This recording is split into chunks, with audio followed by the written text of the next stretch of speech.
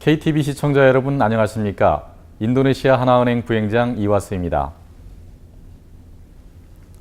다음 주면 한국은 모처럼 가족들이 한자리에 모이는 민족의 대명절 추석을 맞이하게 됩니다. 명절의 정겨운 분위기가 그리운 이때 인도네시아의 경제 상황은 매우 긴박하게 돌아가는 듯합니다. 첫 번째 소식입니다. 어제 인도네시아 중앙은행은 정기 원래 회의를 열어 기준금리를 0.25% 인상한 7.25%로 결정 고시하였습니다. 이번 결정은 환율 안정을 위해서라면 금리 인상의 부담을 감수하겠다는 확고한 중앙은행의 의지를 보여주는 것으로 해석됩니다. 한편 외환시장은 9월 12일 현재 전주 대비 달러당 약 300루피아, 2.6%가 빠진 달러당 11,350루피아로 마감하였습니다. 루피아가 전주 대비 강세를 보이는 건 참 오랜만의 일인 것 같습니다. 한편 대한민국의 통화인 원화는 다소 강세를 보였습니다. 100루피아당 환율은 12일 현재 9.59원으로 마감하여 전주 대비 3.3% 강세의 모습을 보였습니다. 미 달러화에 대해서도 원화는 1,085원으로 전주 대비 달러당 14원, 1.3% 강세를 나타내었습니다. 따라서 지난주 환율 동향은 원화 강세, 달러 약세, 루피와 진정 국면으로 정리할 수 있겠습니다. 지난 9월 6일 중앙은행의 외환 보유고 발표로 주식시장은 모처럼 상승하는 모습을 보였습니다. 지난 금요일 8월 말 외환 보유고가 전달인 7월 말에 비해 소폭 증가했다는 중앙은행의 발표에 힘입어 지난주 목요일 4,051로 마친 종합주가지수는 어제 4,357로 모처럼 강보합세를 보였습니다. 10년물 국채는 전주 대비 수익률이 0.06% 떨어진 8.64%로 마감하였습니다. 이는 지난주 최고 8.88%를 기록한 이래 다소 하락한 모습입니다. 외환 보유고 증가의 발표와 더불어 외환 주식시장의 진정 기미가 반영된 것으로 보입니다. 지난 9월 6일 금요일 중앙은행 대변인 DP 조한샤는 인도네시아가 8월 말 현재 전월 대비 3억 불이 증가한 930억 불의 외환을 보유 중이라고 발표했습니다. 이는 5개월의 수입 결제 및 부채 원리금을 상환할 수 있는 수준이라고 말했습니다. 외환 보유고 증대를 위해 인도네시아 정부는 15억 불의 달러 표시 이슬람 국채 수쿠크를 발행했습니다. 만기 5년 6개월에 표면금리 6.125%의 조건입니다. 인도네시아는 2009년 처음 달러 표시 이슬람 국채를 발행했습니다. 당시 표면금리는 8.8%였고 이후 조건이 더욱 완화되어 지난해 11월에는 10년 만기 국채 10억 불을 3.3%에 발행한 바 있습니다. 시장 전문가들에 따르면 인도네시아의 최근 상황이 국채를 발행하기엔 불리한 상황이었지만 안정적 외화 확보를 위해 어쩔 수 없었던 것으로 보고 있습니다. 최근 미국의 투자은행인 모건 스탠리는 인도네시아를 비롯한 말레이시아, 싱가포르, 태국 등 아시안 주요 4개국의 성장률이 2015년부터 성장세에 접어들 것이란 예상을 내놓았습니다.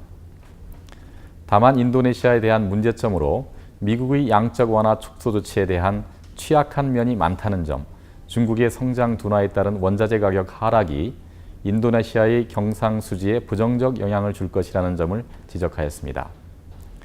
이들은 인도네시아의 향후 성장률이 올해 5.6%, 내년 5.1%를 기록한 후 2015년 5.5%로 회복될 것이라고 내다봤습니다.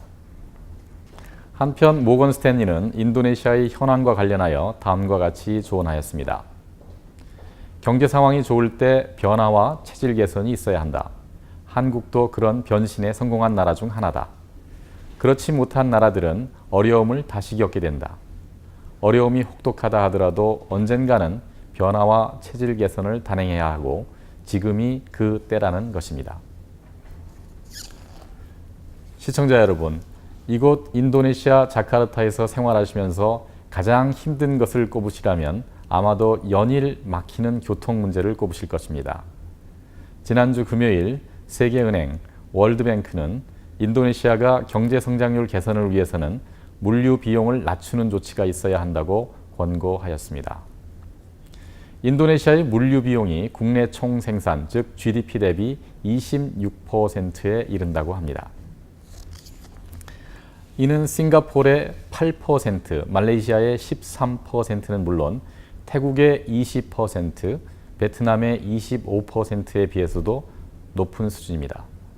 경제 성장률을 위해 물류 시스템을 개선해야 하는 이유는 인도네시아의 산업을 국제시장으로 쉽게 연결하며 무역을 증진하는 데 직접적인 연관이 있기 때문이라는 것입니다. 물류 비효율과 병목 현상은 인도네시아 전역에서 볼 수 있는 모습입니다. 실제로 딴중 뿌리옥 항구의 경우 운영 시스템을 개선했음에도 불구하고 통관 대기 시간이 2010년 4.8일에서 2013년 8일로 오히려 늘어나는 모습을 보였습니다. 정치인들도 세계은행도 인프라 확충을 외치고 있습니다. 자카르타를 비롯한 인도네시아의 도로가 시원스럽게 뚫리는 날을 기대해 봅니다. 2007년 113건의 달러 기준 6억 불 수준이던 일본의 대인도네시아 직접 투자 규모가 2012년에는 405건의 달러 기준 24억 6천만 불 수준으로 증가하였습니다.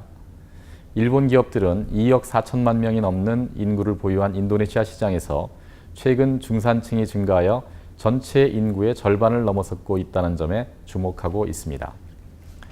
자카르타 일본 클럽 JJC의 사무총장인 요시다 수스무에 의하면 제조업 부문의 신규 투자는 현 수준으로 이어가겠지만 향후에는 금융, IT, 보건 등의 부분이 주요 대상이 될 것이라고 말하였습니다.